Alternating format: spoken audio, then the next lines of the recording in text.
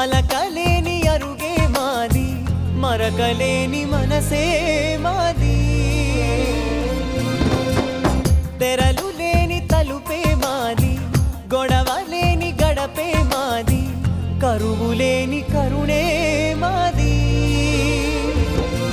ఈ చోట కురిసేటి ప్రతి చినుకు జన్మ పావనమే, ఈ తోట విరిసేటి ప్రతి పువ్వు బ్రతుకు పరిమళమే.